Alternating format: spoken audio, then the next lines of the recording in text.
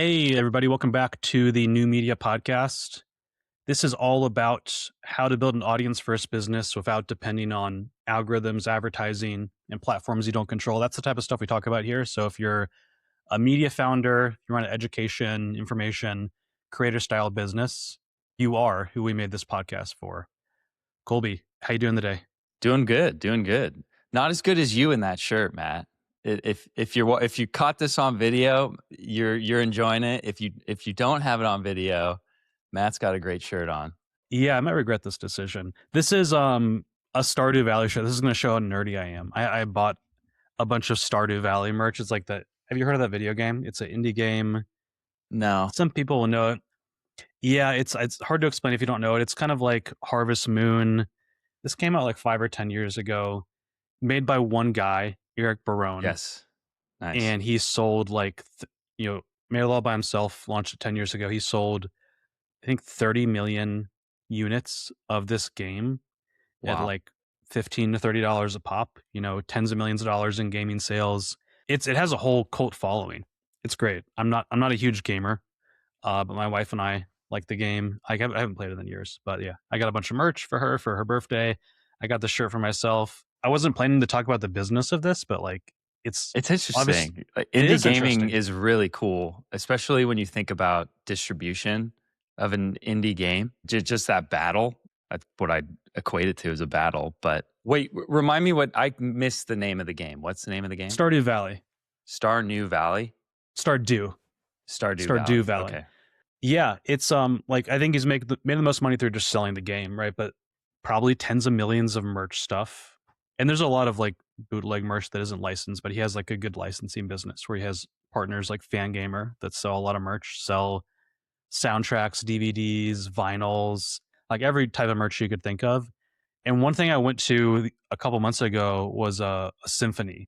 Eric Barone, he of the gaming soundtrack, like gaming music. Yeah. Like John Carpenter, you go to Star Wars or the Harry Potter guy. That's awesome. Yeah, I forget how much we paid for tickets. It was like 40, 50, maybe more per ticket. And we were in a theater in Durham, North Carolina, and like it was packed. There must have been at least 2,000 people, sold out theater. And it's just like a symphony that he hired or he worked with that are just performing the soundtrack. There's a conductor, whatever the guy is who does the hand thing, right? I forget what they're called. I'm not a music pro. It's been a while since I've been in band class. You had it. They lead symphonies and trains, conductors. Yeah, it's been like since 8th grade since I've seen a conductor. But when I was back in playing the flute in middle school band. Yeah. But it was fun. And like Eric Barone, the creator, he's not at these concerts. Like he goes to some, especially in his area, but it's like a whole nother business line he's made from this video game. It's kind of like a Disney model, like where you have the art, the movie or the show. In this case, it's the game.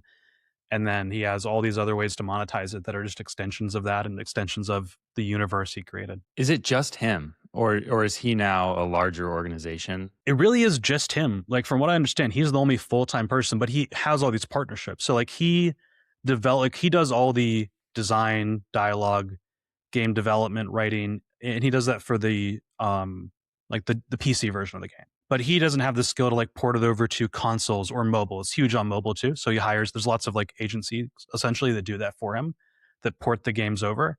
And then obviously he's not, leading a symphony or hiring all these musicians. He partners with a company to do that. And there's lots of like traveling entertainment companies who do that.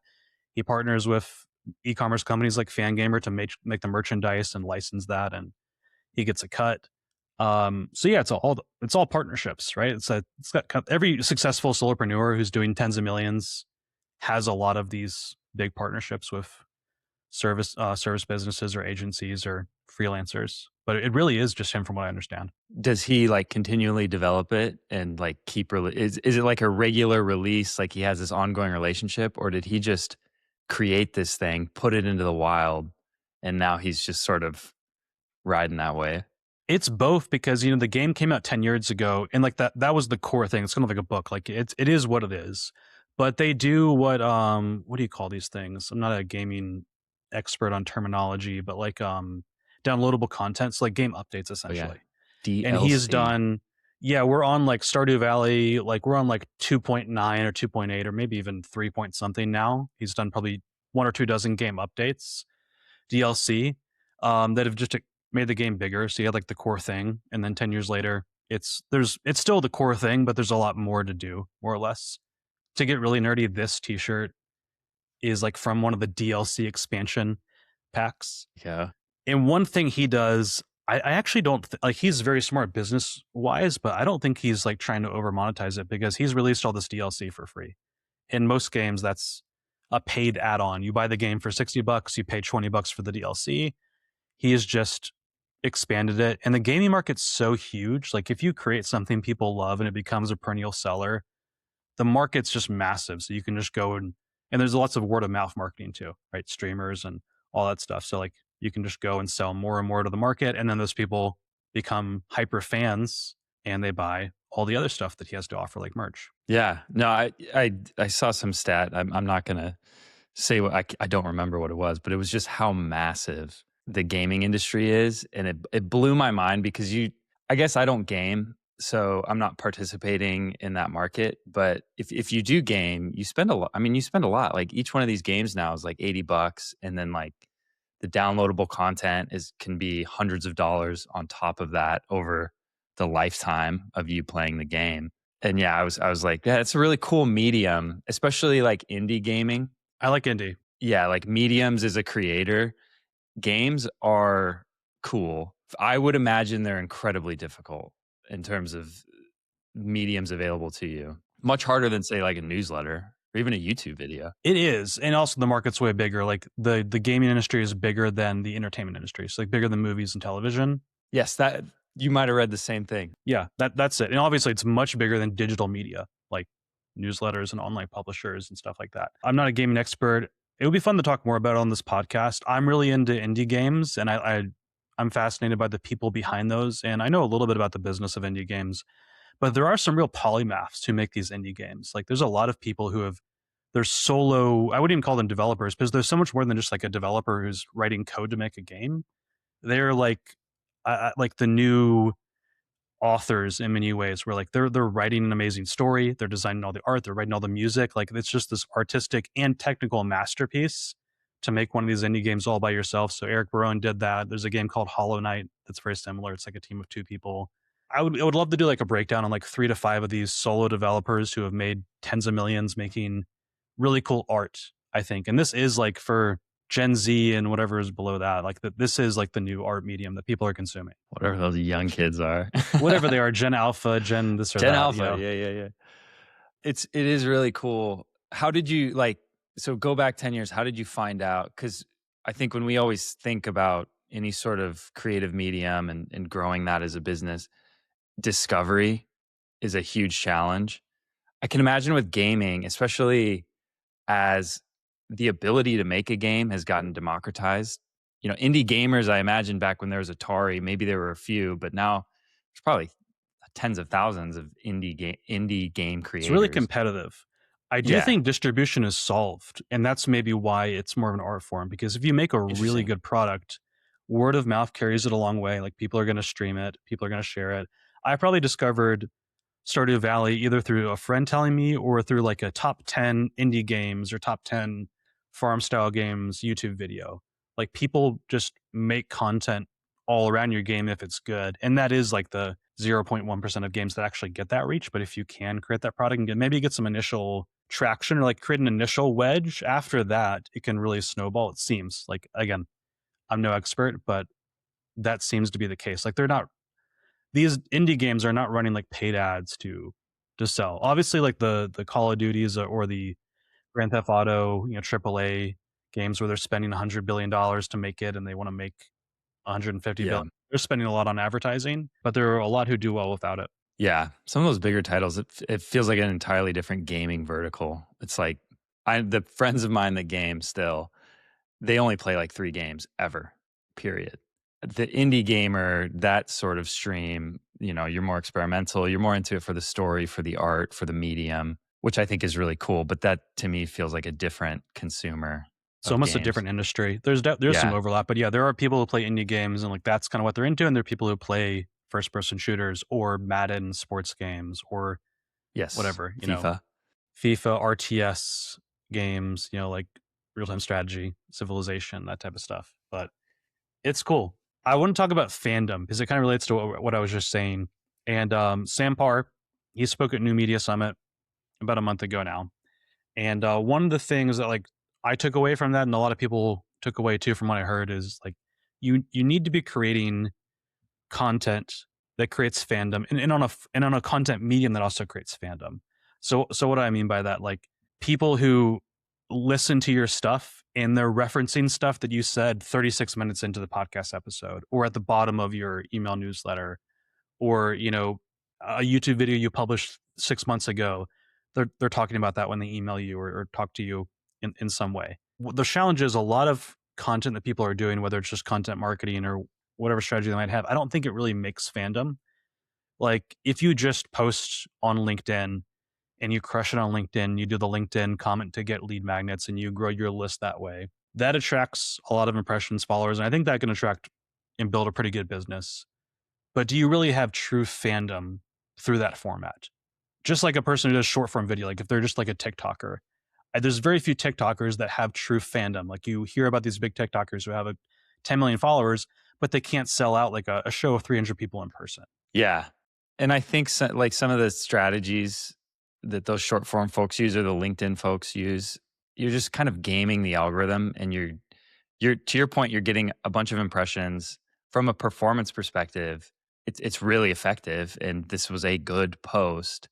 But you call it fandom. I've heard other people refer to it as like influencing, and being able to influence a reader or anybody that engages with your content is like that is what you should be going for when you create content, when you're out in the wild. It's the same, like fandom, influencing. It's your ability to create content that moves someone to action, but it's the right action, right? It's action that it's like purchasing something, it's booking a meeting, things like that. Whereas a lot of these actions of like clicking a like or commenting email to get this DM and get this like Notion template, that action maybe a few years back was a stronger signal, but now I feel like it's just we're so flooded with those types of engagements that there's not much signal there. Yeah, or even like submitting an email address, like that's not true influence. Influence is changing behavior. It's like we talk about something on the podcast and then you go apply it to your business, or you tell a friend about it, or you show up to one of our in-person events. Like that's really influence. And I definitely don't call myself an influencer. I also don't call people who listen to this fans. I consider this just a community. So maybe another term for that is just you're actually, with your content, you're building a community, not just impressions. And so fandom is a memorable term, so I'll keep using that.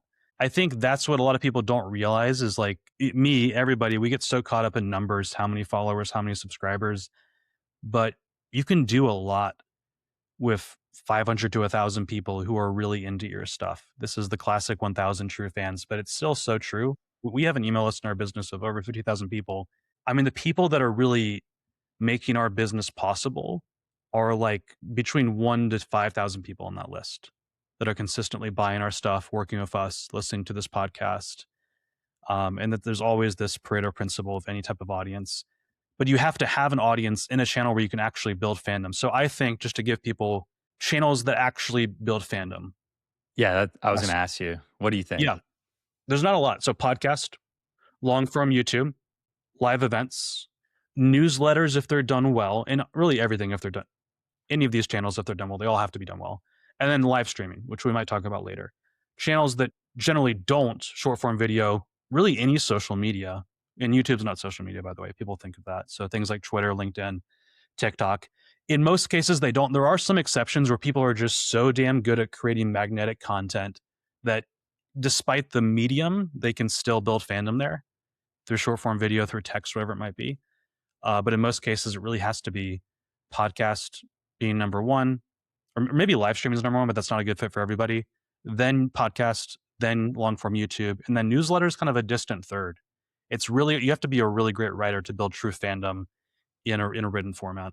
I'd agree with those. I think definitely like live streaming. And I know I do want to talk about live streaming, but if your goal is to create fandom, to really influence a group of of, your audience, live streaming to me just seems like the top because the feedback loop is so instantaneous and constant. These people that are live streaming, they just have a wall of text. So it's often nonsense, but that is your audience just giving you real time feedback. And so when you think about like creating fans, everybody wants to see themselves in the creation that they consume. That's like one of the tricks. I think a live streamer, they just like fans send them like a message and then they read it out loud. Like that feedback loop is just so instant and people get so engaged and the fandom is so intense with live streaming. Hold on. Everybody wants to see themselves in the creation they consume. Is that like Socrates? Where do you hear that? That's pretty deep. Yeah, that was accidentally deep. Guys, I'm not that deep. That was like a brain fart deep. It's like the advice I give folks when they're writing copy is your reader wants to see themselves in what they're reading. They want to see their own problem. They want they want to see themselves in whatever you're presenting to know that it's right for them. And I think that's true in any art form. It's true for newsletters. Like if you're writing to a certain business niche, you want to write about the problems of that business niche in such a specific way where that audience, when they read it, they see themselves in it. And that's what's going to build the trust. That's what's going to build your authority. And ultimately, that's what's going to build the fandom is that, when people listen to this podcast, hopefully the things we talk about, they're like, hey, I think about those things too. I'd love to discuss those things too. And that's kind of the goal, or at least I think that's one mechanism, I guess, to round out my idea is that is one mechanism to create fandom is to just get very specific in a very niche topic and talk about it in a way that resonates deeply with that audience. That can be difficult to do, but I think if you're really into something, you can do it. I think it's the best way to start because doing that over a broad audience is possible. Yeah. But it's really hard to execute. And really all of the leaders in history, the big creators, imagine any expert that you follow, like they all kind of started niche and still they expanded over time because that's the natural progression of things. Yeah. And you have to master it in one arena before you move on to the next one, slowly expand. And people do that over decades, right? So I think we'll come back to live streaming and fandom in a little bit, but we're going to bring on our first guest today, do a little segment, have another guest later, and then me and Colby will do one last segment after that. Yeah. Cue drum roll. Chenell, how's it going? I'm good. How are you? Doing good. We're recording, by the way. We're just hopping right in. We love it. Put you on right away. Let's do it. How's it going? Good. For people who are listening, just tell people like who you are, what you do real quick, and then want to get into a bunch of stuff. Yeah. I'm Chenell Basilio, and I write a newsletter and have a podcast all about figuring out how people grow their newsletters. So early on, I started writing these long form deep dives about how people grew, and those kind of took off. And now it's morphed into shorter articles and that kind of thing, but all still newsletter growth, called Growth in Reverse, I should say. Yeah, we'll put a link down below. And so when I first launched a podcast, we've since like rebranded the podcast and we're trying like a different format now than we had 6 months or a year ago. But you were the very first guest. So yes, you're that was fun. Yeah, it was still actually one of our top episodes because people kept going back to the first episode. But thanks for coming on again. This is going to be a little bit different because I just want to, like me and Colby, you've met Colby before. We just want to chat with you about what's going on in your world, what you're interested in, anything that you want to talk about. If not, we have some questions or ideas we can discuss. Yeah, I mean, nothing too pressing. I mean, I'm sure we could just kind of roll with whatever you have and figure out what topics come along the way. Yeah, Colby, and feel free to interrupt me, Colby, if you have some that you want to get into. But 30 days of growth. Okay, I thought that was really cool. Both for a cool thing for people to check out, but also like a cool thing that grew your audience and built your business. So just tell us about what that is. It was honestly like an ADHD rabbit hole that I just stumbled down. We were doing a cross promotions challenge in my community and trying to like get better at cross promos. And everyone kept complaining that like, oh, I get like 4 subscribers from cross promotions. And I was like, I've gotten like some decent ones. So I wonder what the difference is. And so I was like, I think I need more data around like what makes these things work, who are good audiences to collab with. And so I was like, what if I just do 30 cross promotions in 30 days with 30 different creators and call it 30 days of growth? And that's kind of how it launched. So every day I would send out a new growth or optimization tip from a different creator about how they, optimize their newsletter, grew it, etc. And it was a daily newsletter for 30 days. And so that was super fun. Definitely a lot of work, but I think we landed at like 3,700 subscribers, and then it just kept growing from there. So you added 3,700 in 30 days, which is a ton organically. Yeah, totally. Tell us about how you execute a cross promotion and what that is, because I want to make sure that everybody understands. But also, like, I've done these, but I don't really know every best practice. So, how does that work? Yeah, good question. So I think the standard, if you want to call it a standard cross promotion, is just like you get with another creator, you share their newsletter in yours, and they share your newsletter in theirs, and you each get subscribers of some sort. They work best when you have some sort of adjacent audience. So if me and Matt were to do one, it would probably work because we're talking about similar things, just in a different way. But I often see people doing them with just their friends on the internet. And I'm like, cool, but one person runs a finance blog and the other person runs a gardening newsletter. I'm like, these aren't really super related. So they work best when you have topics that are adjacent or audiences that are adjacent. But these days, I mean, any collaboration could be considered a cross promotion. So there's a lot of different ways to do it, but that's the most standard way, is just swapping newsletter spots. Yeah. And when you say cross promotion in the newsletter context, that's what most people mean. Is there any way you did it for this 30 days of growth promotion that this style of cross promotion worked super well? I want to fully understand that. And then maybe tell us what worked well last time, and then tell us what you're going to change to make it work even better in April. Yeah. The biggest surprise for other people, not necessarily me, I had an inkling about this, but the larger newsletters actually they weren't the ones that drove the most subscribers back. Now, the data is slightly fuzzy, but I was going through and checking daily, who was actually sending people back. And I think I had this guy named Ollie Richards was probably one of the top people to send subscribers back to. And it's funny because he said the same thing about me. So I think we have a very similar audience, which is great. And so if you can find that person, do them again. That's what other people miss with cross promos, is if it works, wait 3 months and do it again. Don't just do it once, try and repeat the process. But yeah, I collaborated with some folks with larger audiences, and they drove under 50 subscribers. So yeah, I just think people look too much at the numbers and not the quality. Audience match, audience quality. What about what you actually promote in each other's newsletters? Do you say, hey, Chenell is a cool newsletter, go check it out? That seems too generic. Do you even have a call to action for the newsletter, or do you do a lead magnet instead, or something else instead that's free people can sign up for? Yeah, I think it depends on what your content is. In the beginning, I only did it to the newsletter because every week I was dropping a new, essentially, lead magnet. So the content was so valuable that people were just like, I want to opt in for this deep dive thing.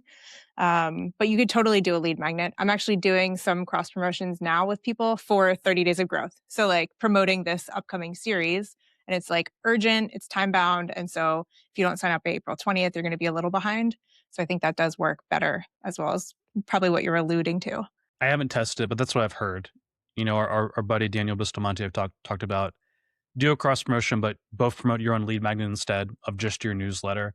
Because not everybody has a great newsletter value proposition where it's it just clicks and you're like, I'm going to sign up right now.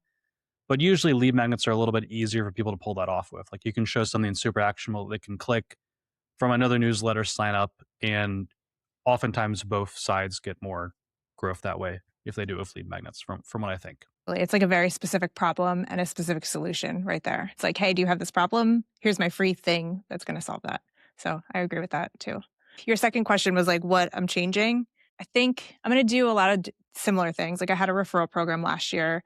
So if you referred one person, you got access to the private podcast feed. So I wasn't just sending the emails, I was also recording a separate podcast for each one. Again, got myself way in over my head, but it worked. It drove 9% of the total subscribers, which is kind of crazy. So yeah, doing that again, and then just being more proactive. I did not give myself enough time last year. So trying to get ahead of the game so I can have everything up and running and scheduled out. So I'm not oh wait, tomorrow's goes out at 8 a.m. I got to write this tonight, So that's kind of the biggest thing. 30 newsletters in 30 days. That's a lot of work. Yeah. I guess one question I have, and we can go on to another topic, but are they good subscribers? Because I've done cross promotions in the past, and you can get a lot, or you can get a lot or a little. If you get a lot, sometimes they're not very good subscribers, and then so many 30 days within that period, so many have unsubscribed. But I'm curious what you've seen. Yeah, they were actually super high quality. That's like, in my head, 3,700 subscribers is a lot, but I don't know what. I think I had a bigger goal for that. And so I was like, oh, I didn't hit like 5K or whatever I was thinking. But then I looked at the list and I was like, oh, wow. Okay. They're like bigger people and like higher up in companies and like directors of certain things, or they ran their own business. And there were some people like on the stage at Matt's conference that had signed up. So it was pretty cool. I can see what you're saying. I can see how it could be lower quality, but I guess I got lucky. I don't know.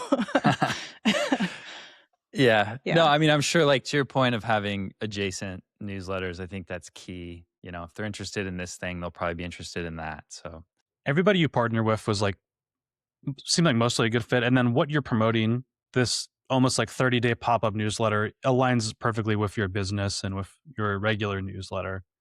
So the quality is good there. Usually it's more of like a volume problem. Like the quality is, if there's alignment in the two newsletters, the quality is off the charts. The conversion rate to a customer is incredible. But you spend a lot of time on these and you get 24 subscribers when you were hoping for hundreds, right? So you gave some tips about how to actually do it the right way. So that I thought was helpful. I also just like this idea of pop-up newsletters. That's kind of what 30 Days of Growth is. Like you do your main newsletter weekly, but maybe once a year or twice a year, you do this 30-day thing where it's more concise, shorter, kind of short, 30 short tactical growth tactics that people can apply. And they get a lot out of it for 30 days, but also it's unsustainable for them to consume and actually use if you did it 365 days a year, and it's not possible for you to actually produce. Before we move on to something else, I just want to call out, there's not a lot of pop-out newsletters out there that people can learn from. This is a good one to check out. But Thanks. Every time I've seen them executed well, they crush it. Figuring out what the actual concept is really important. So I've seen some people, just to give one more example, is like a huge conference in your space, like maybe New Media Summit's not huge, but like South by Southwest or CES, like you cover that and you like have a pop-up newsletter around that massive conference, updating people who are there and not there about what's going on, for example. So that's what I mean by a pop-up newsletter. Yeah, that could work too. I think just the whole idea of a series of content is super compelling, both for the reader and for the person creating it. I know when I launched 30 Days of Growth, I was kind of feeling a little bored with my content. And so this was a really good way to re-energize me around this whole idea. And it got more people excited. I actually saw people who had unsubscribed from the newsletter come back for 30 Days of Growth. And so that was kind of cool. It's like re-engaging people that had churned. So it's an interesting thing too. That's probably one of the best re-engagement tactics I can imagine, because if they drop from your normal newsletter, just asking them to sign up again, or I don't know, apologizing is not going to work. Sorry you hated it. Yeah. I haven't thought about this, but that's because when you get to these list sizes of like tens of thousands of people, if you have 50,000 subscribers, you probably have another 50,000 that have unsubscribed over the past 2 years. And re-engagement can become really potentially lucrative, and this could be a good way to do it for a lot of people. But is your plan to take this 30, just thinking of the 3,700 that you have now, is your plan to roll them into your larger audience? Oh yeah, they join the main list right away. So it really has to be that way. If you're going to do a pop-up newsletter and someone subscribes to that, they have to be added to your main newsletter too. Or it's kind of like, what's the point? Because they're not going to hear from you afterwards. And, really after the pop-up newsletter, that's where you're going to monetize those folks, make them an offer, show them ads if you do that.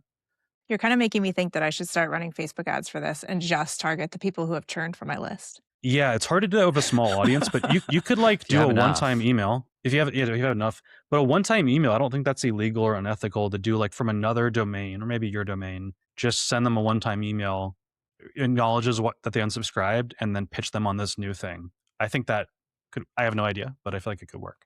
Ooh, yeah. We're talking to a deliverability expert after this, so we'll have to ask. Oh, nice. I'm excited to hear. Yeah, please ask and let me know. Yeah.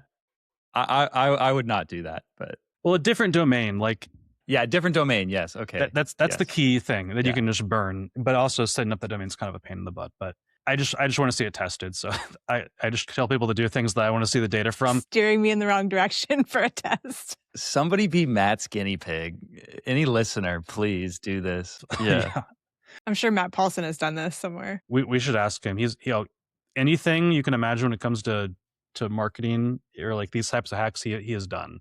Yeah. He's got ads on his unsubscribe page to monetize that. Yep. Wild. There's a long list I need to ask him about. I was reading your hidden genius framework, which you mentioned that you had left off of the talk in Austin, which I thought it was awesome. I think it's a really cool concept, and I'll let you explain it. But then I guess the question I have is like, who's a hidden genius we should have on our radar right now? But if you could explain the framework briefly, I think that'd be awesome. So I did actually touch on it really briefly in my talk, but it was the thing that everyone asked me about afterwards. Like, I think I talked about it for maybe 15 seconds and everyone said, "Oh, I think that's me." And I was like, "Oh, interesting." Okay. This is the last slide I added to my slides, I think. And I really almost didn't include it. But essentially, I talk about having insanely valuable content and like just put a ton of effort into your content.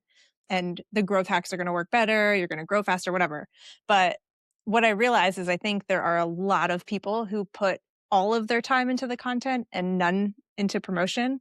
And so I was calling them a hidden genius because they have this incredible content, but nobody sees it because they're not willing to publish on social media or share it with potential readers or anything like that.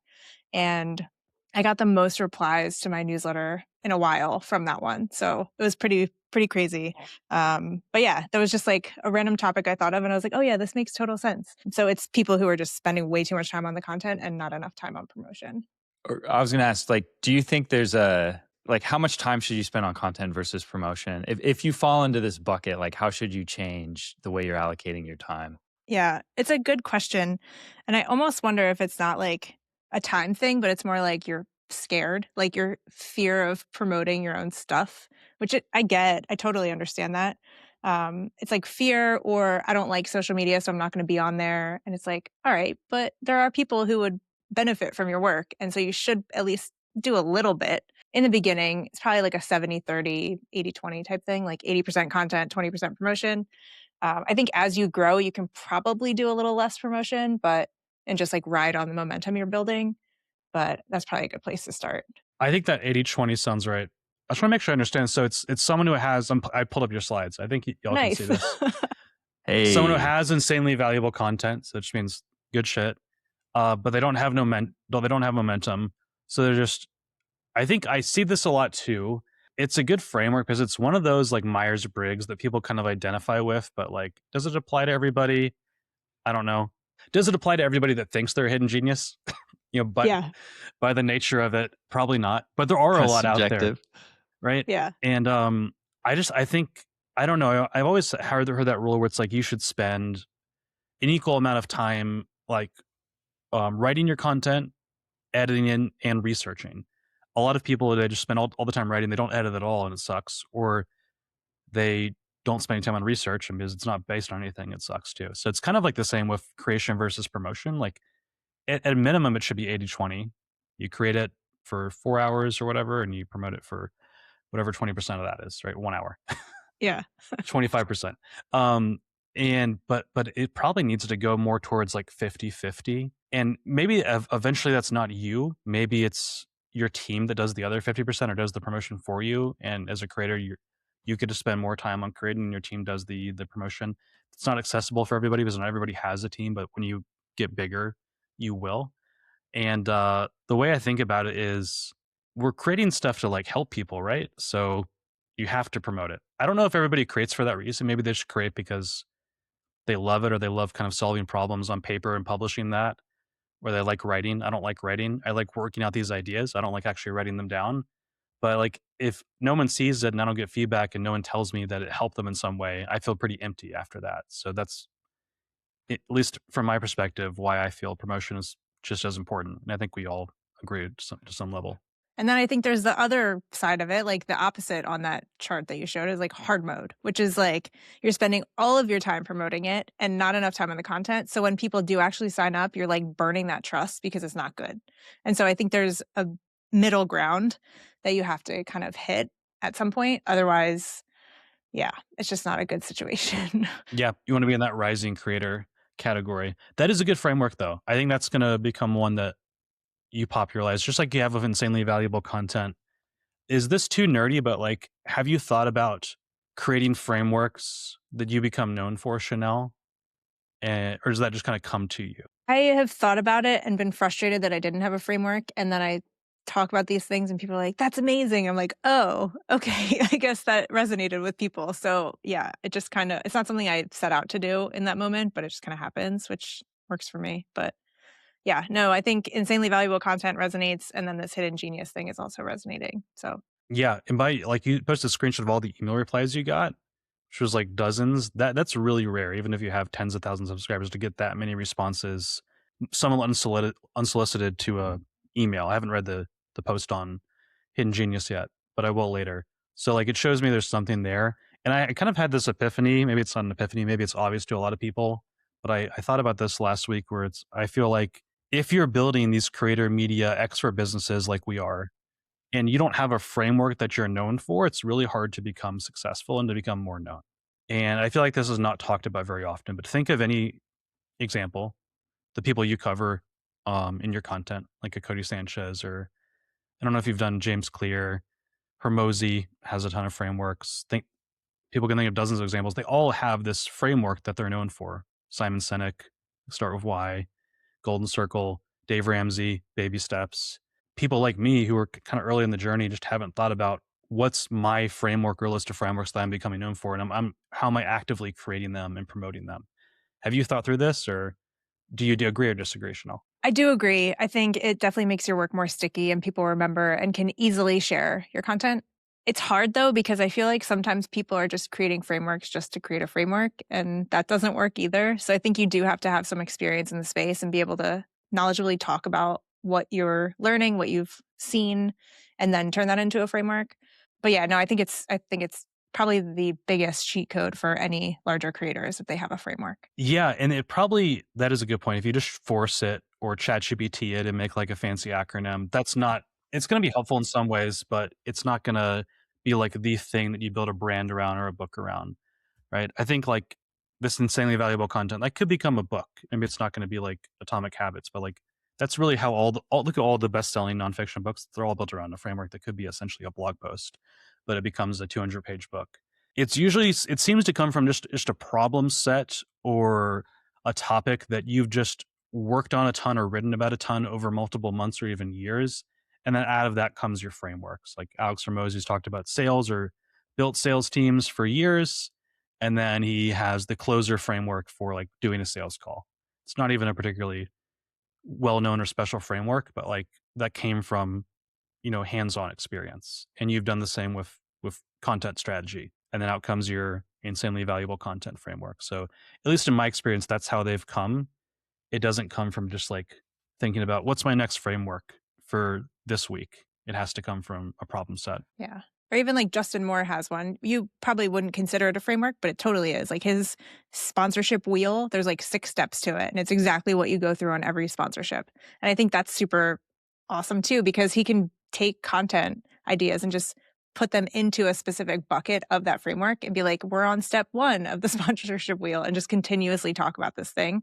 So I think it makes your content easier too at a certain point, because you can just kind of like look at it and be like, well, I should probably dig deeper into this one. That's a very good visual framework. I forgot about that one, honestly, but he built his whole book around that framework. Like his book is just like, I forget how many steps, 5 or 6, and then each chapter is a step essentially.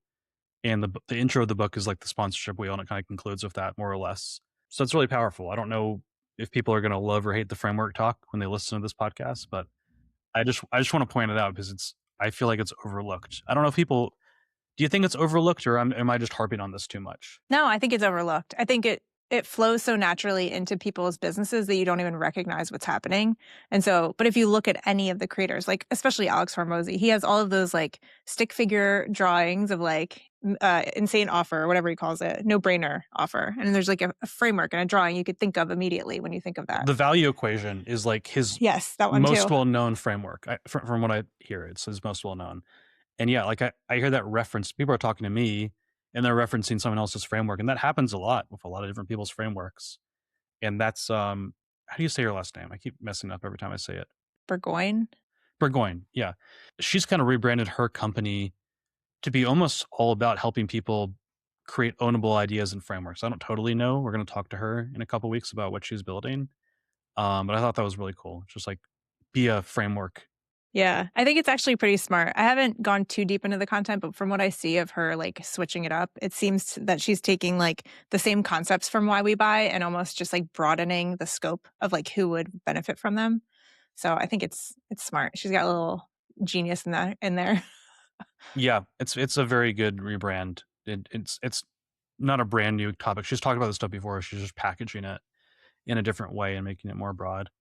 So Chenell, you pick what is two topics, like what's the next hot channel or strategy? So like what comes after newsletters, because I think a lot of the hype around that has slowed down in the past year or so. That's one topic we could get to. Or who's like the next hot creator or even media startup? Like whose stock would you buy? Someone who's up and coming, they can't have over 100,000 followers, for example, and you would like, if you could invest in them and get a return, you would do so. Which one do you want to pick? Ooh, that's tough. Well, nobody immediately comes to mind for me, so I guess we'll go with the next hot thing. And probably probably one of the things that got talked about a lot at the conference, like after in the hallway. What were you gonna say? I was gonna say Matt's right here, Chenell. Oh, well, I feel like I don't feel like you're rising. we can't talk about ourselves. That's one rule. That'd be too ridiculous. Go to the next hot thing. You had something good you were getting into. The next hot channel. Yeah, I think the next hot channel, if we're talking more valuable than email, is probably going to be SMS. And I know you've been dabbling a lot with this lately, but even, I don't know. So it's like the more valuable channel is probably SMS, but the growth channel is probably just YouTube. I don't know which direction you want to go with that one, but I do think SMS is going to be big. Yeah, I would say I said it jokingly, but it's actually still not super hot in the media and creator economy, which is what we talked about, right? Like e-commerce is pretty common. Book an appointment if you're a doctor or whatever. Like that's not what we're talking about here. We're talking about integrating it into these types of businesses, maybe having it where it's not just a reminder or another sales text message, like something more unique. And I haven't really seen that done. At the event, we talked about how MarketBeat is making a ton of money from SMS. They just mostly do marketing, which is fine. Like you'd sign up and you get a new essentially ad every day for a different offer. Or every day means like 6 times a day in the MarketBeat world, right? They send a lot of SMS, a lot of email. Yeah, I think what will be interesting, and this is like a technology problem that I don't know if it's totally been solved, but like how do you integrate email and SMS so everything aligns? You open an email and you get an SMS related to that, or you go into an email automation or exit one, there's SMS around that automation with the same timing. Like, can you make them just like one channel as far as you control them all in the same software platform? And you're sending messages that are aligned across the two things. I think that's a really cool opportunity. There are some tools that kind of do that. I can't totally say there's a go-to one, but I think maybe like 3-5 years from now, everybody will have that. Just like everybody has a welcome sequence now in basic email automations, everybody will have like that, but it's going to be SMS too on top of it. Yeah. I don't know the tooling at all. I just know that it's very valuable and popular, and I've been toying with the idea of doing it. I just don't know what I would send. And I'm like, should I do it for 30 days of growth stuff? That would be interesting, but also expensive. You should collect phone numbers for sure. I don't know if you should send maybe one at the beginning to let them know, like, hey, the first one's out, and maybe at the end to give them like, hey, here's where you get all of the past issues. But definitely collect phone numbers. I think that's one low-hanging fruit all of us can do better. Yeah. I don't know. It's definitely something on my radar. But you've done this a little bit. Not in a sophisticated way, we just like collect SMS, and when we do like a webinar or a virtual event or a live event, we'll just tell people about it. So it is a lot about like event-based things. It doesn't have to be in person, but like an appointment's an event. Your pop-up newsletter is an event. So it works well around that type of stuff for media and creator businesses. But I also don't have a ton of like interesting stuff to say about it yet. Maybe we'll come back to that later. But I do think, just to give you, react to this, Chenell and Colby too, like I think what I see people are talking about right now is YouTube. And obviously YouTube's been around forever, but there's a resurgence for sure where everybody's jumping, especially in B2B. And then SMS, which we talked about, and then live events. I think there's a lot of kind of like meta creators or people who talk about media are talking heavily about live events right now. And that's what's hot. I don't know if all that's going to stay hot forever, but that's what I'm seeing. Yeah, events are hard, but I think they're valuable enough. I think people are going to jump into them and then realize how hard they are and do like a one-off thing and be done. So that's my take on it. Kind of like communities, right? Communities are hard too.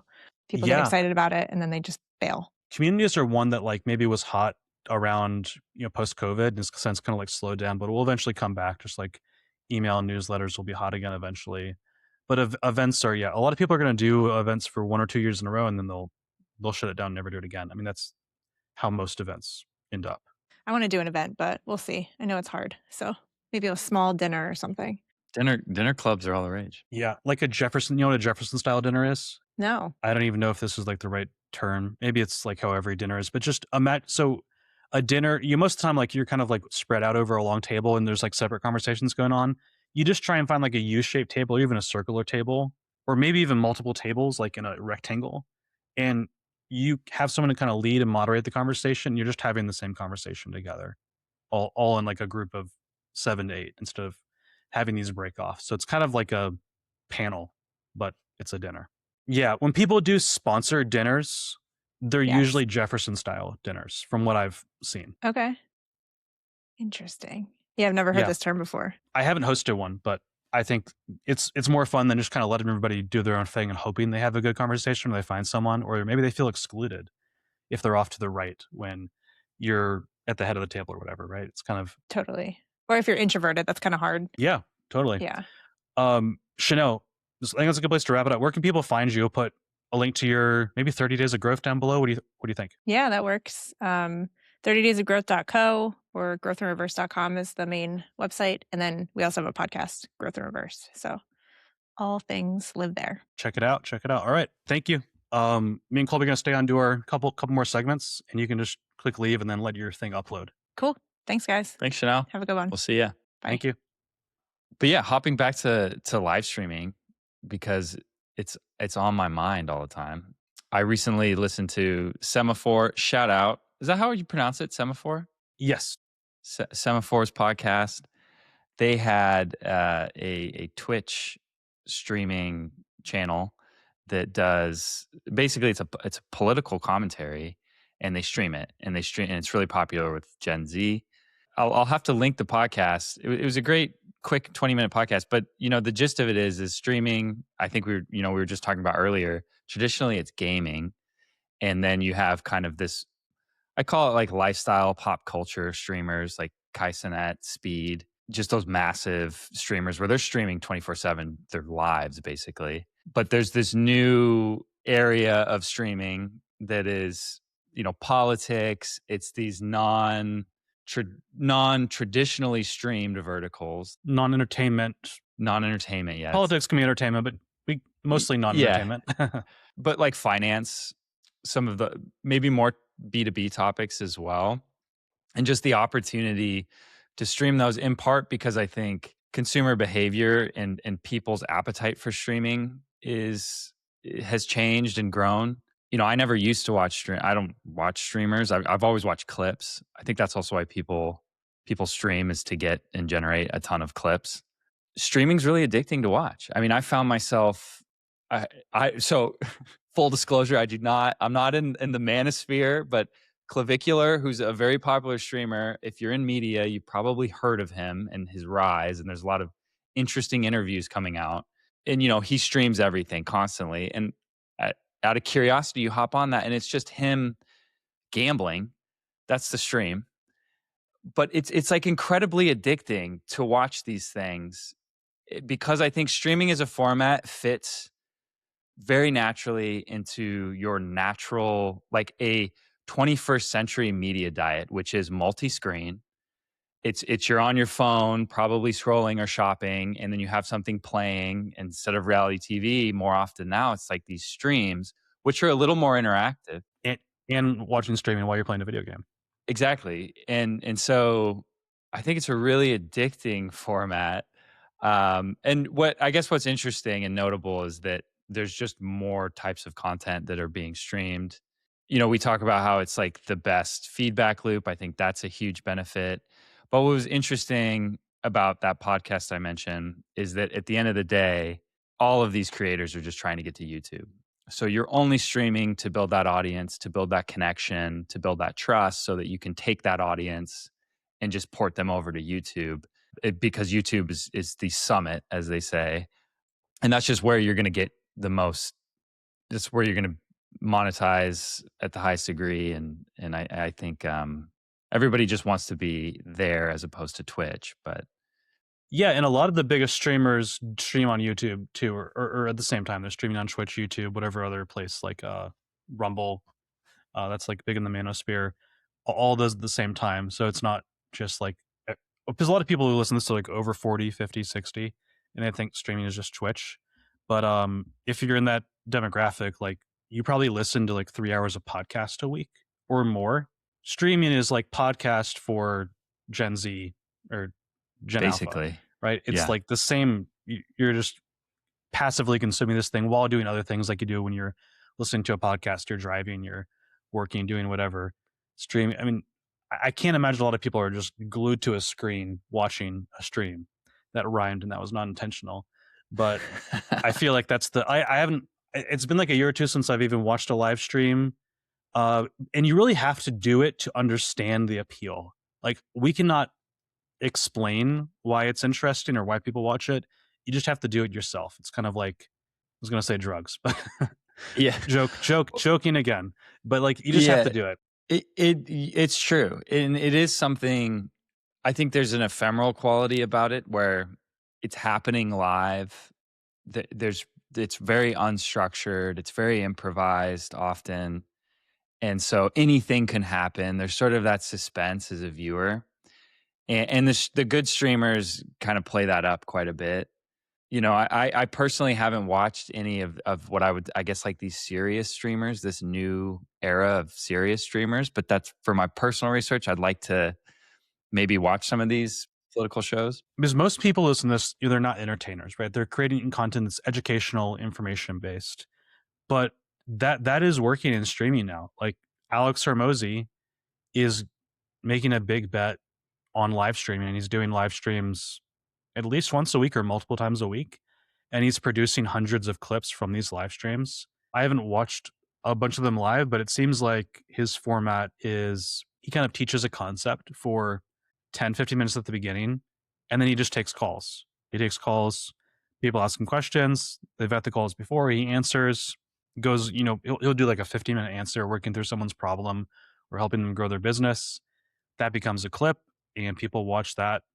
I'm sure some people watch the entire 3-hour stream, and then a lot more people watch all the clips too. I think a lot of that for Alex has come from Dave Ramsey. Like most people listening to this know of Dave Ramsey and the style of show he does. It's a call-in radio show, which we could technically call a live stream, even though I don't think he actually does it live on YouTube or Twitch. But I've actually never sat down and watched the radio show, but I've seen a lot of clips. And it's the same type of thing. People are calling in about their personal finance questions or their debt, and Dave and his co-host help them out. Yeah. And do you think like a part of that, I think a part of that too is it's just a really efficient way to make a bunch of content. You're able to have this format where the act of creating it is an event worth tuning into, and then you can distribute that recording in 100 different clips to all these discovery platforms. And so it's just like in terms of a workflow as a creator, live streaming, even podcasts, anything that's done in sort of a loose, off the cuff format, in my mind, it just feels very efficient way to create a ton of content. It seems fun and authentic. And before we launched this, I thought about doing it as a live stream. Maybe we will try some of that. And if people think we should, comment below and let us know. That's another thing. Like, what is the media and creator space going to look like in 3 to 5 years? We talked about the combo of like email and SMS marketing integrated together a while earlier today. Another thing is we're going to see a lot more information and educational live streams. Like that's definitely true. Also, if Alex Hormozy does something, everybody copies that. So that's one reason, even if it's not working for everybody. But even like in the finance space, like traders, like people are trading stocks and crypto and options and stuff, They've been doing live streams for a very long time, and that's been a great content channel for those businesses. I think the guy who's stripped and streaked in the Super Bowl, he's like a live streaming stock trader dude. I don't know anything about him, but yeah, he has a I know huge it was a following crypto there. thing. Yeah. Yeah, and I wish I had more examples. Do you have any more like information, education, streaming examples? And if people do, comment below. But I don't know a lot yet. That's why it's an opportunity, because there's not a lot of people doing it. Yeah, I mean, I can't think of any. I guess because I don't really consume a lot of streams. Like I'm still of the I'm still of the consumer that hasn't quite like I'm just dipping my toe into live streaming and also like I think part of the barrier to some of these creators maybe live streaming is just the kind of the what people first think of when they think of live streaming, which is like speed or some of those bigger entertainers, and you don't think it's a serious channel. I think that's changed for sure. Yeah, and it's going to keep changing. So we'll maybe follow the subject and come back to it on the podcast and have another segment in a couple weeks, breaking down some more examples of people doing it well, because we both need to do more research. But I'm glad we brought it up. I'd love to bring in a streamer and just like, yeah, talk about the business of streaming, even if they're not like an information, serious streamer. Yeah, anybody, any of them. It would be super fun. I mean, you go down, yeah, there's a lot of a successful streamer, and I have a lot of people I know who like have tried and built a streaming career, and it's rough. Most of their income is still coming from working at the grocery store, but I'm not saying like I don't think a pure streaming business is a good model. I think everybody who listens to this realizes that, but using it as a discovery channel is really interesting. Yeah, I'd agree with that. I think I remember there was an article many years ago, but it was about how 90+% of Twitch streams are 2 empty rooms, so nobody watches them. Kind of a sad statistic, but well, that's also the scary thing about if we were to do this podcast as a live stream. Like, yeah, are people going to watch it live? It's way more nerve wracking. That's probably why people don't do it, because they're afraid of doing stuff live and if anybody even shows up. Yeah, that's true. And then like from our perspective, we would putting our marketing brains on, we'd be like, well, we have to promote it. We have to do this like sort of extra campaign in order to ensure that people actually show up. Whereas I think these other streamers who are streaming to a younger demographic, they just know that at 8 p.m., and a lot of them are late, by the way, like a lot of these streams start late and go till early in the morning.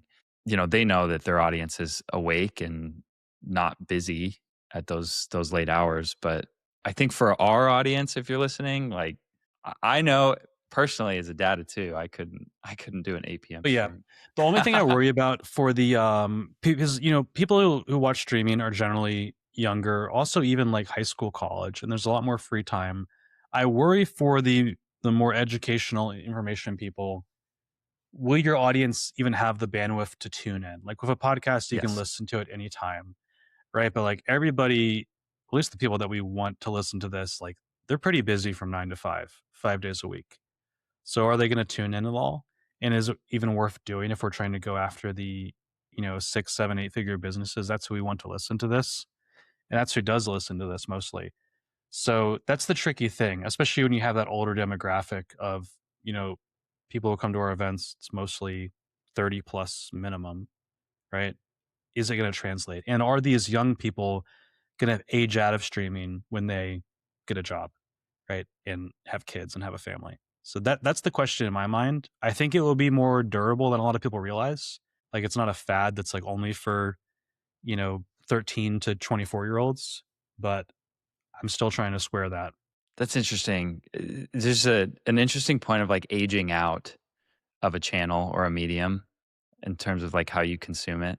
Like we talked about gaming earlier, totally aged out of gaming. I'm just so out of touch with it. I don't consume any of it, but I'm trying to think of any new. A lot of people don't age out of gaming, to be honest. There's a lot of 40-year-old dads who are gaming, True. Maybe only 7 hours a week, 6 hours a week. But there's kind of like different games for them. There's almost game developers that are, designing for the 40-year-old divorced dad. And game developers that are going after the 16-year-old chronically online kid. Yeah. But like, do you think you would age out of reading emails? No. Do you think you would age out of watching YouTube videos? No. I want to age out of watching reels. Please age me out of that. I don't think it's going to happen. Yeah. It's the tough one. Kind of age out of like reading online forums. That's also just like the medium change. Like people went to social media and not like forums and communities and stuff like that. So I don't think, can't think of what else you age out of other than streaming, which I'm sure happens to a lot of people. But maybe you just listen to like streams on the go, like a podcast, and everybody's got pretty good internet nowadays where you're not watching it. It's just like in your AirPods. I don't know. Maybe we'll leave it there. We'll go to another subject. But before that, this Clivic, I have never watched a stream, but I keep seeing clips and like it cracks me up, dude. Like he was talking about tiptoe maxing. You know what that is? No, but I mean, yeah. I'm sure. Would you stand on your tiptoes all the time? Yeah, so there's like a height maxing, I think, where you put like little lifts in your shoes. And he's like, what do you do when you get to someone's house and you got to take your shoes off? This is a romantic thing, more or less. He's like, well, after that, you tiptoe max. So you want to sag your pants so they cover your heels. Then you stand on your tiptoes, but your pants are sagged. So your jeans or whatever are covering. And they can't see that you're on your tiptoes the entire time. Do you think? Yeah. That's very, yeah. Do you think he's serious? Is that what you're saying? Yeah. I mean, do you think, I think maybe not. I think he's, it's tough to say. I think he seems serious. There are some of those types of people that it's like a character. Yes. If it's a character, he does a great job playing it though. Yeah. I just know he's like blown up in the last 6 months, and like just the rise of these new creators the velocity can be so intense now.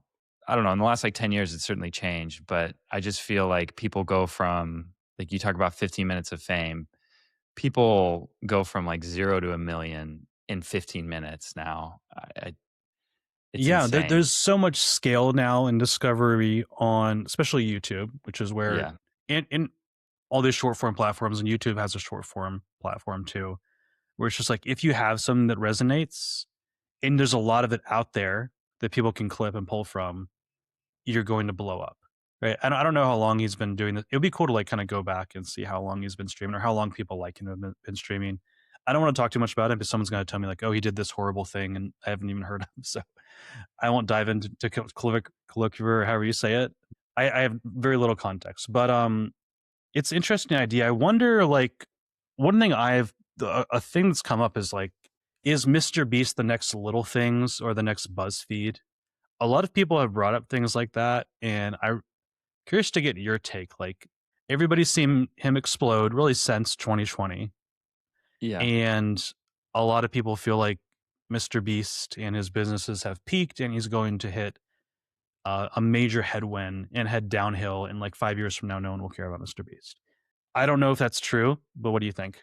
That's interesting. And so you say the comparison is like, yeah, he will. Yeah, like think about one of those like media companies that was like big in 2014 to 2018. And then when the Facebook algorithm changed, they died essentially. Or they're just like a shell of their former selves, like BuzzFeed that just rode off of Facebook traffic, or Little Things, which was kind of just like another BuzzFeed.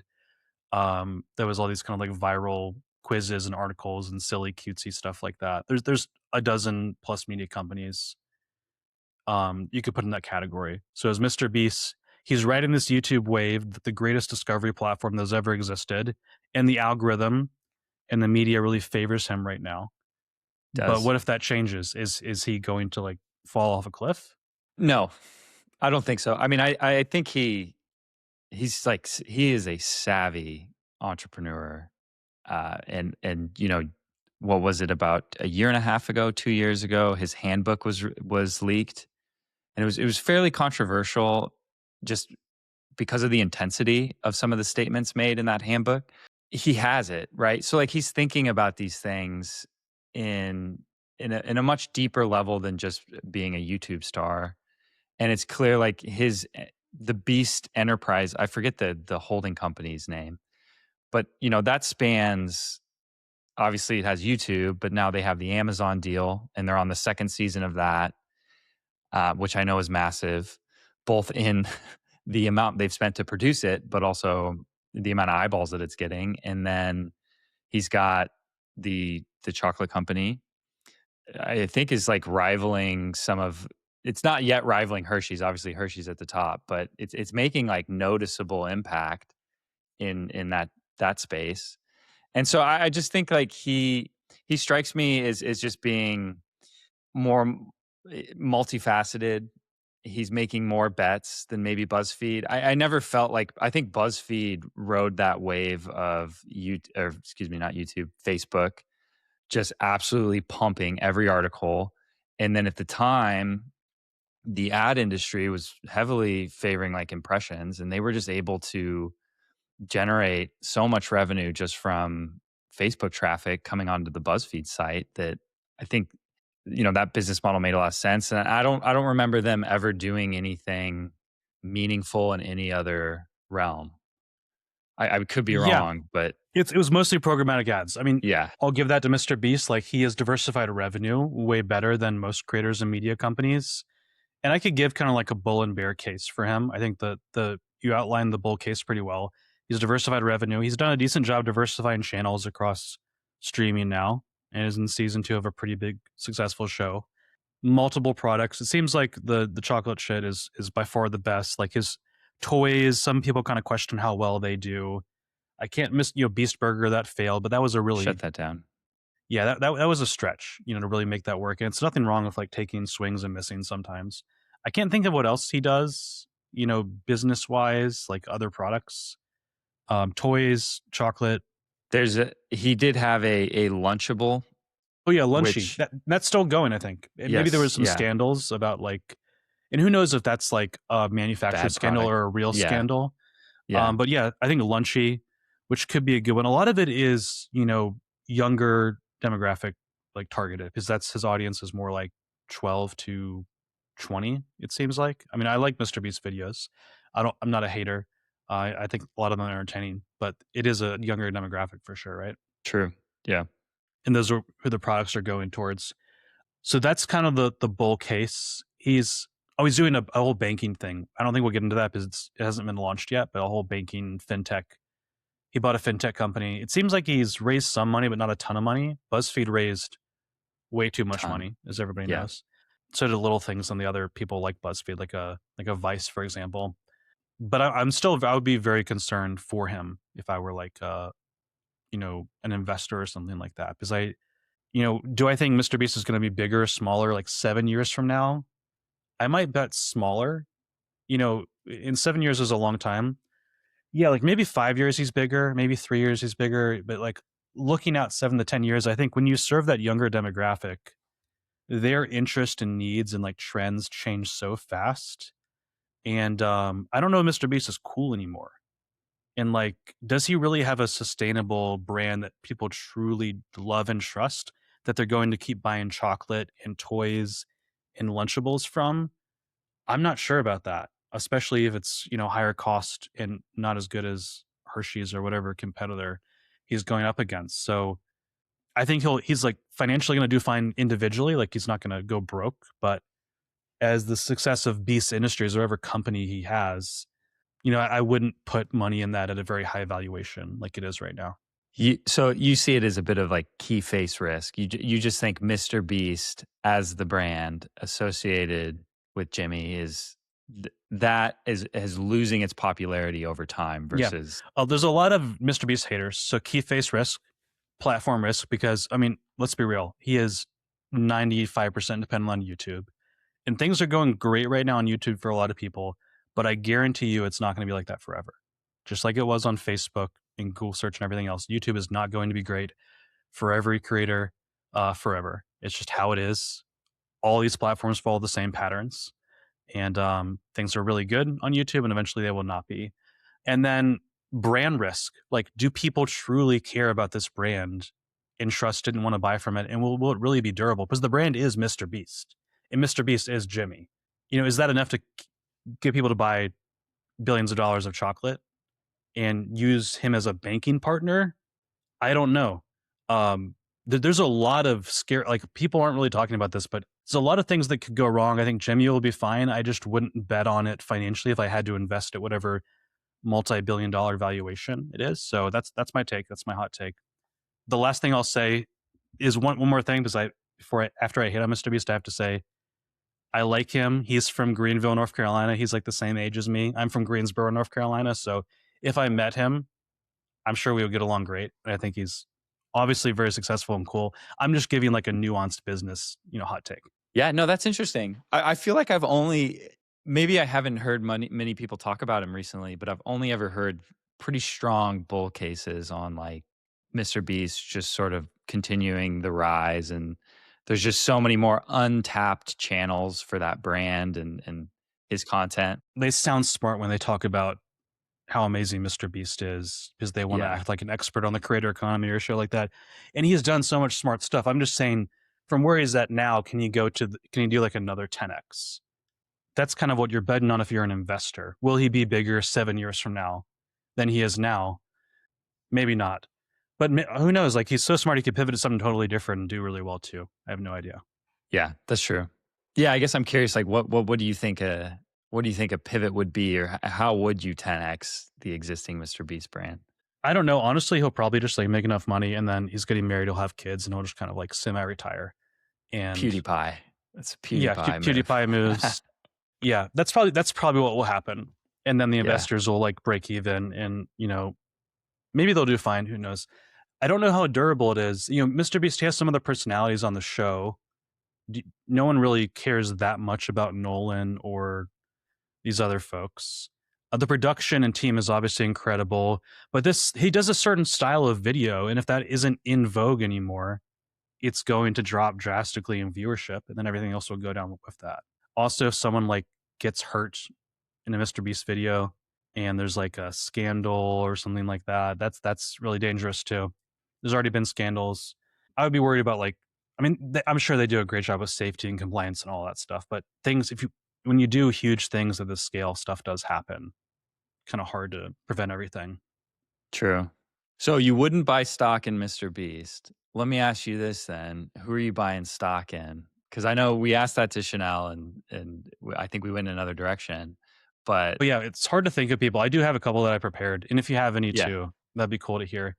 Mm-hmm. But and I have to go like really, well, relative to Mr. Beast, obviously these people are way smaller, because if I said like, I don't know, like a Sam Parr, well, he's already very successful, right? So I got to go way smaller than that. So let me see here. Jay Klaus, right?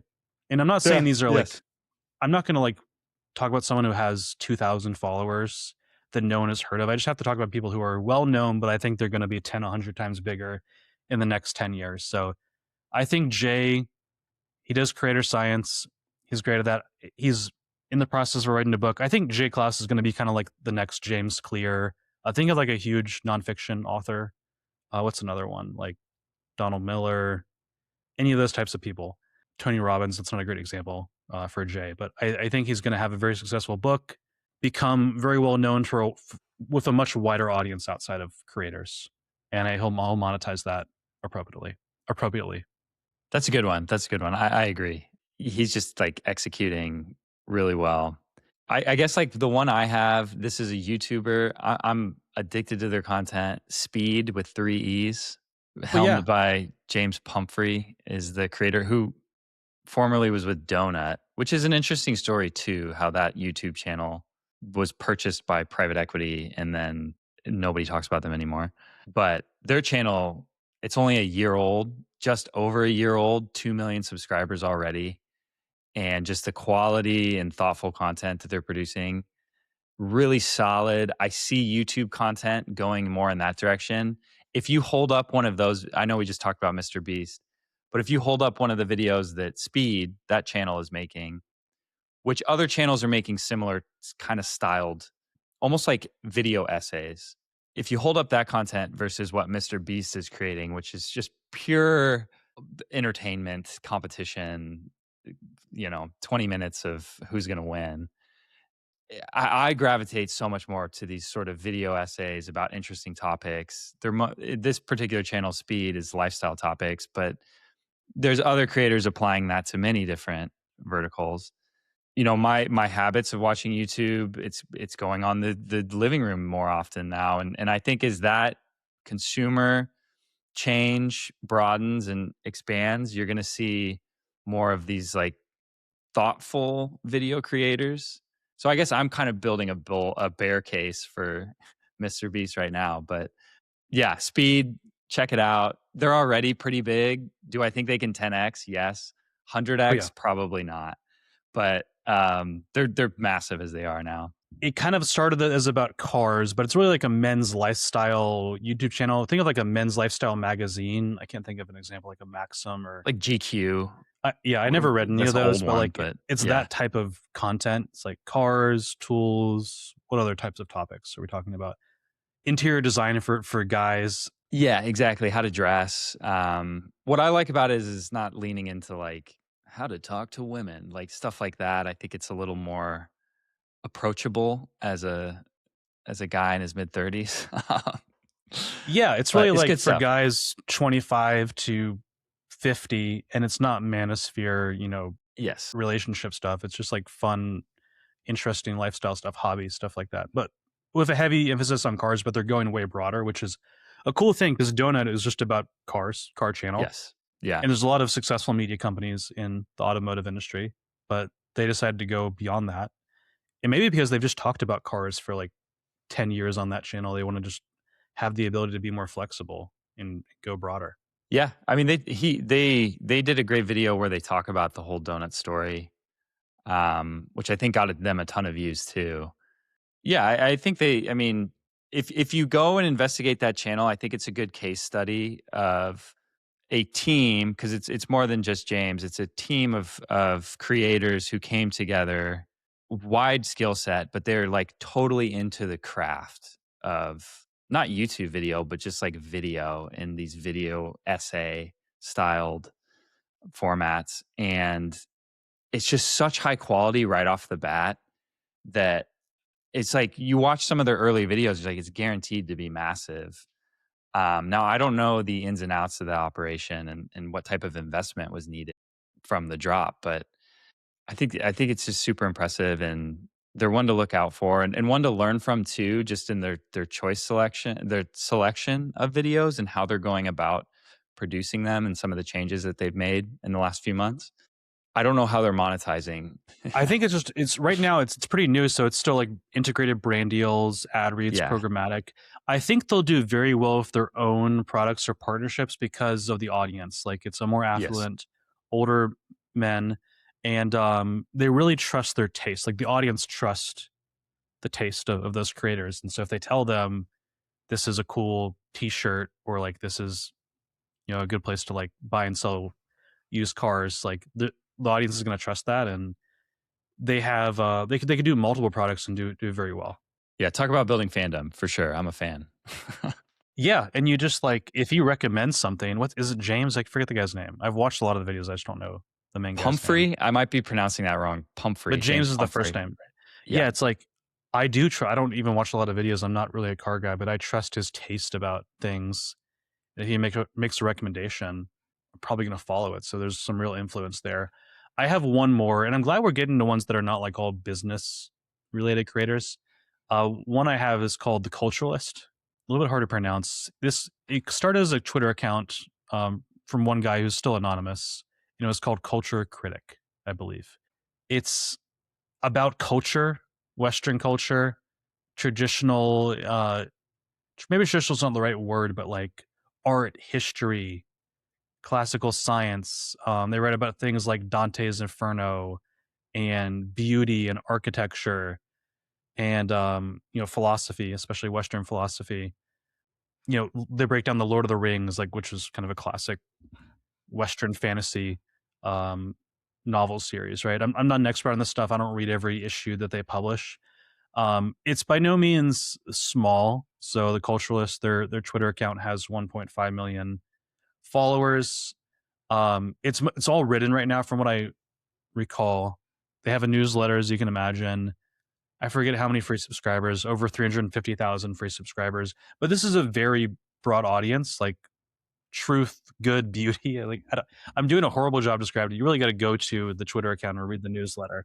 And it's more intellectual, but it's approachable too. It's like these are Twitter threads with a lot of images for those who are visually minded like I am. And you don't have to be some highfalutin person to enjoy this content. It's just like a lot of times it's eye candy, honestly. And then it gives a cool explanation of the history behind a cathedral or a piece of famous art, for example. It's just cool stuff kind of around that format. So I've met the guy behind it. I don't forget his real name. I don't think he even wants that shared, but he's not someone who's like hyper monetizing his stuff. I don't think he does ads. I think he wants to build like a very lean business that pays for his lifestyle. And I think it's mostly, you know, an $85 to $200 per year Substack subscription. It's one of those kind of hyperscale where it's like you're really paying to support the work and to get like an extra free newsletter per week, not to get all types of, you know, nuanced features and benefits that you would get from like a B2B subscription or a course or something like that. I don't know MRR, ARR. He actually came on the podcast like maybe a year ago, so people can listen to that. But it's, you know, probably 6 or 7 figures in recurring revenue. And there's just a lot. The reason I point this out is because the content's really unique and good, and there's a big market that it can grow into. Yeah. No, I mean, and I believe that. And like, I'm just looking at some of his pieces. They're really meaty, but it's like, here's philosophy, but for the common man. With all the, I know we talked about generative AI in that content in the last podcast, but as more of that gets produced, as more and more creators take these shortcuts of just asking an LLM what to write and just posting that, the average quality of content on the internet declines and basically goes to like the mean, which will be near zero. And then things like Culturalist or Speed or some of these other really, really thoughtful creators that are taking a lot of time to produce even a single post, they're just going to rise because the contrast is going to be so great that, you know, if you're actually a human browsing the internet, looking at content, these things are going to stick out to you and these things are going to be, you know, that much better than everything else you've seen. My bull case for really thoughtful creators is strong in the future. And I think the levers to monetize, there's never been more of them. And obviously, we work with a lot of the creators that I'm talking about, these thoughtful creators, and we're helping them monetize. And yeah, I think it's an exciting time if you're into your craft. If you're just trying to like get rich quick off a newsletter, that window has closed maybe 2 years ago. And maybe that never existed really to get rich quick off of any media thing. I will say, I was talking to him. I wish I could like, I'll just call him the culture critic because that's what he used to refer to himself as. And he would tell me about how he would spend 12 to 15 hours on one Twitter thread, research, writing, editing on not a newsletter, one Twitter thread, finding the images. So super into the craft. And that's also why he doesn't do ads and just does the Substack paid subscription, because he wants a low friction way to like maybe a low bandwidth way to monetize. Like he doesn't want to do consulting because then that's not that consulting would be good for him, but like that's more time. Subscriptions are like direct to consumer. You remove the middleman. It allows you to have more time to create, or even low ticket digital products can do the same. So that's a good model for a lot of people, not for everybody though. Yeah. And he only monetizes through the subscription. I think that's all From what I know of, I mean, you get some money from Twitter, X ads, a couple $100 a month. I don't know. I think that's the case. People can go watch the old podcast. One thing I'll say is, and I know the reason he doesn't do this is because when he does do it, he wants to do an incredible job and not half-ass it. But I don't know why he doesn't have a YouTube channel yet. It's probably a bandwidth thing, and he probably really wants to make it great and focused. But this is such a visual. The topics he discusses are so visual, and there's so many beautiful visuals. This would crush it as a YouTube channel, like a voiceover essay. What do you call it? Video essay style channel. I'm even looking right now to try and find one, so I'm not like saying something incorrect, but I don't see one. And when that does happen, this is going to blow up even more. Yeah, I watch a lot of the other term is like faceless video channel or YouTube channel, faceless YouTube channel. Those are kind of like we should talk about those, or at least kind of research that a bit, because I know those have kind of flooded YouTube recently, and most of them are okay, but especially with AI, as more people are doing AI voiceover and AI scripting, yes, and some AI images and some AI editing. It's like there's probably oversaturation there, but there are some really good channels who do that stuff. For sure. I knew it was a problem when I saw some of the the small business entrepreneur gurus be like, here's 5 steps to create a faceless YouTube channel. It's like, okay, it's out. It's gone. It's one of the hot business opportunities. It probably has been for a couple of years now. And I would say, I wouldn't say like video essays are a bad format, but if it's just like kind of more slop, not that everything made of AI is slop, it's going to be tough to succeed in the sea of everybody else doing the exact same thing. But if the Culturalist does one of these and it's him doing the voiceover, or maybe even a professional actor, and it's not AI images, he's going to do well. I'm not saying all AI images are bad. It's just for what he does, obviously he's not going to go out and just auto-generate the entire video essay. He's going to put a lot of craft into it, and it's going to do super well when that happens. Yeah, to use AI, it seems like that's the antithesis of his process. Maybe. And maybe he has a counterintuitive take on AI. I have no idea. I don't think he writes about that. He usually writes about things that happened at least 100 years ago. So, and maybe that's good too. It's just like, we don't want to know your take on AI. We want to hear about the Renaissance and the battle. This week in 1692. Yeah. That's the great thing about history media companies is like, it's all evergreen. You don't have to worry about what's hot this week. It's a fun world to live in for sure. Yeah. All right. I think that's a good place to wrap it up. Everybody leave a 5-star review. I'm going to keep saying this. We will figure out what we're going to do when we get to 100 on Spotify and Apple, but it will be cool. Any final thoughts, Colby? No, thanks for listening. Always a pleasure. Good chat. Bye.